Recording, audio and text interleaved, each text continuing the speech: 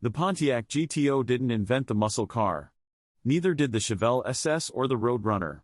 15 years before any of those legends hit the streets, a forgotten Oldsmobile was already doing exactly what we'd later call a muscle car, stuffing the most powerful engine available into the lightest body on the lot.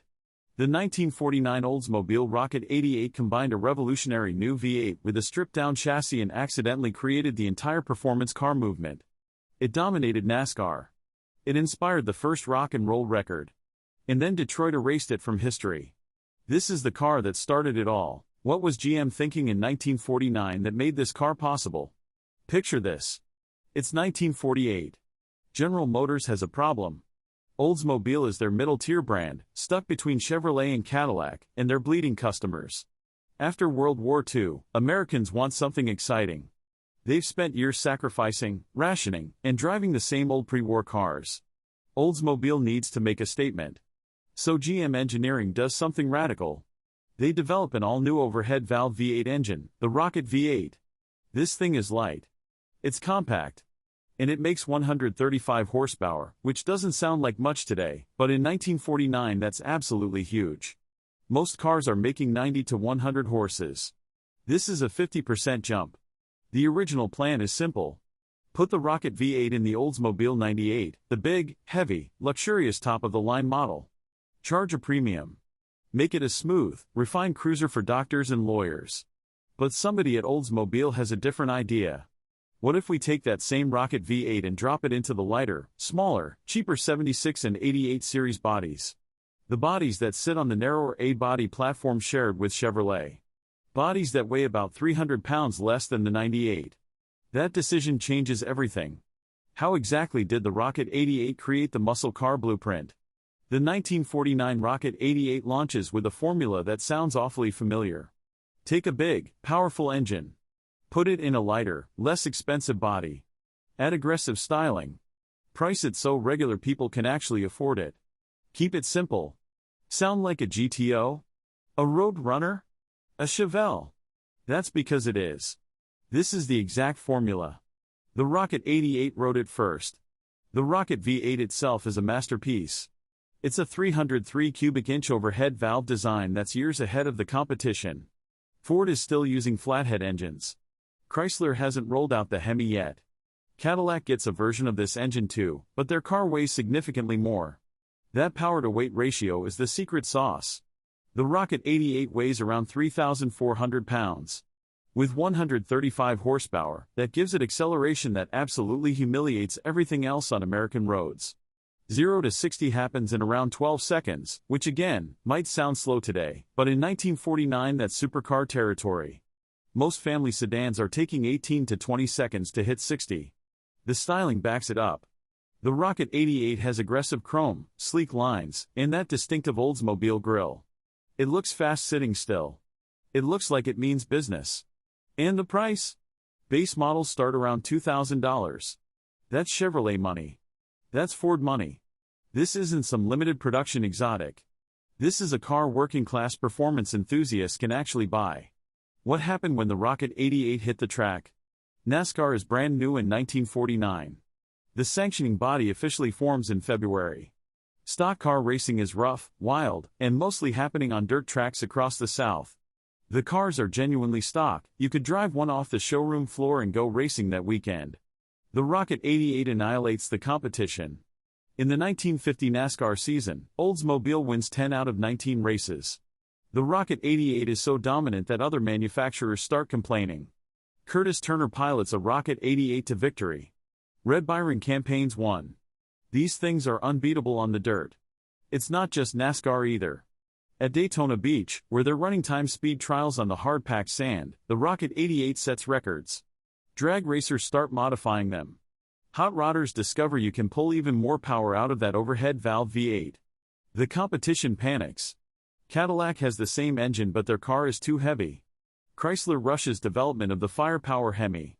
Hudson fights back with their low-slung step-down design. But for those first couple years, the Rocket 88 owns American motorsports. This is exactly what muscle cars will do 15 years later.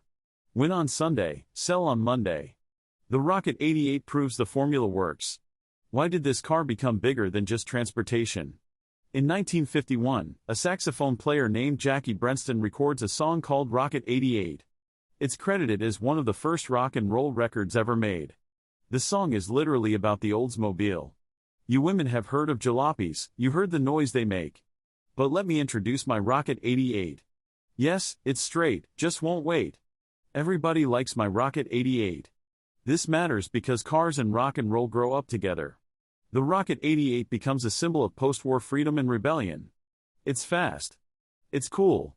It represents breaking away from the conformity of the previous generation. Movies feature it. Musicians sing about it. The car becomes embedded in American culture in a way that previews exactly what'll happen with the GTO, the Mustang, and every other muscle car icon. Young people especially gravitate to it. The Rocket 88 isn't your dad's Buick. It's not trying to be sophisticated or refined. It's trying to be fast and exciting. That generational appeal will define the muscle car era. The aftermarket performance industry starts growing around cars like this too. Speed shops realize they can modify the Rocket V8.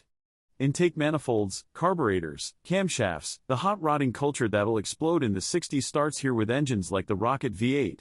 If you want to subscribe to see more forgotten automotive history, hit that button now. We're digging up the cars Detroit tried to erase. How did other manufacturers react to getting destroyed by Oldsmobile? Hudson introduces the Hornet in 1951 with their twin-H power inline-six making 145 horsepower. Their step-down design keeps the center of gravity low, which helps in the corners. The Hornet starts beating the Rocket 88 in NASCAR, but only because Hudson makes a lighter, better-handling car. They're playing defense against the formula Oldsmobile created. Chrysler finally launches the firepower Hemi V8 in 1951. This is the legendary early Hemi, the 331 cubic inch monster that'll dominate the 50s. It makes 180 horsepower. Chrysler learned from watching Oldsmobile, they put it in the Saratoga, which is their lighter body. Same formula. Lincoln brings out the overhead valve V8 in 1952. Cadillac keeps enlarging their version of the Rocket V8. Even Chevrolet eventually gets a small block V8 in 1955, though they're slower to the party. The point is this, every single American manufacturer watches what Oldsmobile does with the Rocket 88 and copies the homework. Big V8 in a lighter chassis becomes the standard approach. The performance war that defines the 50s and 60s starts right here. What did Oldsmobile do with the Rocket 88 formula? Oldsmobile isn't stupid. They know they've struck gold. So they expand the lineup. The Rocket 88 evolves through the early 50s with more power, more style, more aggression. The 1950 model gets minor updates. The 1951 version receives a power bump to 140 horsepower. By 1953, there's a special performance model with even more output. They introduced the Super 88 in 1951, which is essentially a Rocket 88 with extra chrome and features. Still the same basic formula, that Rocket V8 in the lighter body, but positioned as a step up. The real escalation happens in 1954 when Oldsmobile releases the J2 option package. This adds 3 two-barrel carburetors to the Rocket V8, bumping power to 185 horsepower. That's legitimate performance even by later muscle car standards. You're getting near GTO numbers in a car built a decade earlier. But here's what's crucial. As the 50s progress, Oldsmobile starts forgetting their own lesson. The cars get heavier. They get more luxurious. They add power steering, power brakes, automatic transmissions, air conditioning. The Rocket 88 becomes less about raw performance and more about comfortable cruising. By the late 50s, the Rocket 88 is just another big Oldsmobile. The formula gets diluted. The spirit gets lost. So if the Rocket 88 invented muscle cars, why does nobody remember it? Marketing. Timing. And Detroit's selective memory. When Pontiac launches the GTO in 1964, they market it specifically as something new. John DeLorean and Jim Wangers create this mythology around the GTO being the original muscle car. They position it as revolutionary. They target younger buyers who don't remember the Rocket 88. The timing helps Pontiac's case. By 1964, American culture is different. The baby boomers are buying cars. The youth market has disposable income. The muscle car era that follows, the GTOs, the Chevelles, the Road Runners, the Chargers, creates such a concentrated explosion of performance that it overshadows everything that came before. The Rocket 88 also suffers from being too early. In 1949, there's no muscle car category. There's no youth marketing. There's no automotive journalism focused on straight-line performance. The Rocket 88 does all the right things, but nobody's keeping score yet. Oldsmobile itself stops emphasizing performance by the mid-50s. They reposition the brand as upscale and sophisticated. They don't want to be associated with racing and hot rodding. By the time the muscle car era explodes, Oldsmobile is too busy building the 442 to talk about the Rocket 88. And finally, the enthusiast community just forgets. The cars get scrapped. The documentation disappears. Survivors become generic old cars instead of recognized performance legends. Without collector interest keeping the story alive, the Rocket 88 fades into obscurity. What did the Rocket 88 actually leave behind? Every single American muscle car owes something to the 1949 Rocket 88. The formula is obvious. Big engine, light body, aggressive styling, affordable price. That's the GTO. That's the Roadrunner. That's the Chevelle SS. That's the Super B. Oldsmobile figured it out first. The marketing approach carries forward too. Win races to sell cars.